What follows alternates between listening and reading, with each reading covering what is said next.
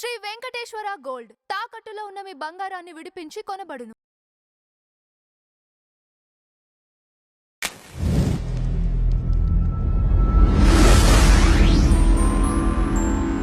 Madam నమస్కారం. నమస్తే అండి.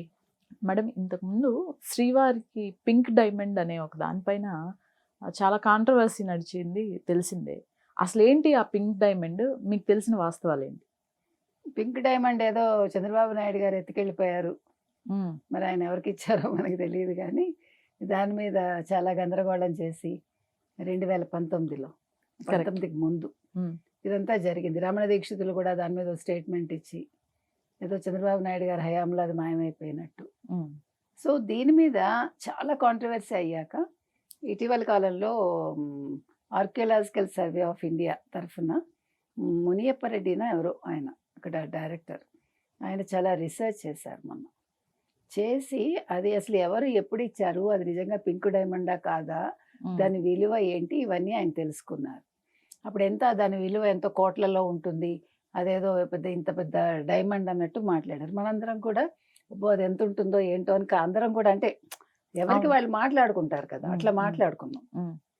అయితే ఏదో కొండంత వెలకని పట్టినట్టు ఆఖరికి తేలింది ఏంటంటే 1945లో ఈ చామరాజ్ ఒడియార్ ఎవరైతే ఉన్నారో మైసూర్ మహారాజు, వాళ్ళు ఢిల్లీలో దాన్ని ఒక నగల వర్తకుడి దగ్గర చేయించారు. చేయిస్తే దాని కాస్ట్ అప్పుడు 1500 2000 ఎంతో అంతే దాని కాస్ట్. అందులో ఒక చిన్న పింక్ కలర్ది ఒక స్టోన్ ఉంటుంది. ఆ స్టోన్ విలువ ఇవాళ కూడా 50 రూపాయలు ఉంటుంది ఇవాళ. దాన్ని వాళ్ళు వెంకటేశ్వర స్వామికి కానుకగా ఇచ్చారు వాళ్ళు ఇక్కడికి వచ్చినప్పుడు 1945. ఓకే. 2018 నుంచి దీని మీద గందరగోళం మొదలుపెట్టారు. సో ఈయన వెళ్ళి ఆ చామరాజ్ ఒడియార్ కుటుంబాన్ని కలిసి మైసూరు వెళ్ళి మొత్తం దాని గురించి వివరాలు సేకరించి మళ్ళీ ఢిల్లీ కూడా వెళ్ళినట్టున్నారు. మొత్తం ఆ స్లిప్ అవంతా ఉంటాయి కదా, అవన్నీ చూసి దాని మీద వివరణ ఇచ్చారు ఈయన, ఈ రెడ్డి గారు.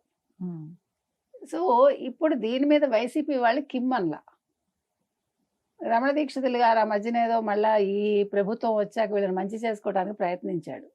నేను అనేది ఏంటంటే, మీరు స్వామివారి సేవకి నియోగించబడినప్పుడు మీ పనేదో మీరు చేయాలి, కానీ రాజకీయాలు ఎందుకు మీకు? రమణ దీక్షితులైనా మరొకళ్ళైనా మీకు రావాల్సింది మీకు ఆటోమేటిక్గా వస్తుంది వంశపారంపర్యంగా. ఇవాళ హక్కులన్నీ పోయినట్టేగా ఆయనకి. అందుకని ఇప్పుడు ఎప్పుడూ కూడా ఏదో పెట్టపోరు అన్నట్టుగా ఇద్దరు రాజకీయ పార్టీలు కొట్టుకుంటుంటే మధ్యలో ఎవడెళ్తే వాడే పోతాడు. తర్వాత ఫస్ట్ చేరదీసేవాడు చేరదీస్తాడు, వాడి పని అయ్యాక మిమ్మల్ని పక్కకు పడేస్తాడు. సో అప్పుడు ఏదో నా ఘర్కా నా ఘాట్కా అన్నట్టు అయిపోతారు. ఇప్పుడు రమణ దీక్షితుల పని అదే అయింది. చంద్రబాబు నాయుడు గారికి వచ్చిన నష్టం ఏం లేదు, ఎవరెన్నన్నా కూడా ఇప్పుడు ఆయనకేమీ నష్టం జరగలేదుగా, 4వ సారి ముఖ్యమంత్రి అయ్యాడు. అలిపిరి సంఘటనే ఒక పెద్ద ఉదాహరణ. క్లైమర్ మైన్స్ పెట్టి చంపేద్దాం అనుకుంటే అది స్వామే కాపాడాడు కదా. అలాంటిది ఆయనకి ద్రోహం చేస్తాడు ఈయనకి అవసరమా ఇప్పుడు ఆ పింక్ డైమండ్? ఇప్పుడు అది లేకపోతే భువనేశ్వర్ గారికి ఏమైనా జీవితం వెళ్ళదా? ఆవిడే ఎన్నో డైమండ్స్ కొనుక్కోగలదు, ఆవిడకి బిజినెస్ ఉంది కదా. అంటే ఒక నింద వేసినప్పుడు ఆలోచించాలి. నింద వేసిన వాడు వేస్తాడు, దాన్ని సమర్థించేవాడు ఆలోచించాలిగా. ఇవాళ మరి మీరేం చెప్తారు ఆర్కియలాజికల్ సర్వే ఆఫ్ ఇండియా వాళ్ళకి? వైసీపీ ఏం సమాధానం చెప్తుంది? రమణ దీక్షితులు ఏం చెప్తారు? ఏదైనా కూడా ఒక పరిశోధన చేస్తామంటే దానికి నిజానిజాలు వెలికి వస్తాయి. సో ఇవాళ అలాగే బయటకు వచ్చాక ఇవాళ మీరు మాట్లాడాల్సిన వాళ్ళందరూ నోర్లు మూసుకున్నారుగా. ఇవాళ భూమన కరుణాకర్ రెడ్డిని మాట్లాడమనండి, ఆ రోజు మాట్లాడారుగా వీళ్ళందరూ. వైవి సుబ్బారెడ్డిని మాట్లాడమనండి. మీరు క్రిస్టియన్స్ అయ్యి ఉండి మీరు అసలు స్వామివారికి చైర్మన్గా పనిచేసి టీటీడీకి మీరు మాట్లాడటం ఏంటి? అందుకని ఏదైనా సరేనండి, దేవుడికి సంబంధించి ఏ విషయమైనా మనం మాట్లాడే ముందు 1కి 10 సార్లు ఆలోచించుకోవాలి.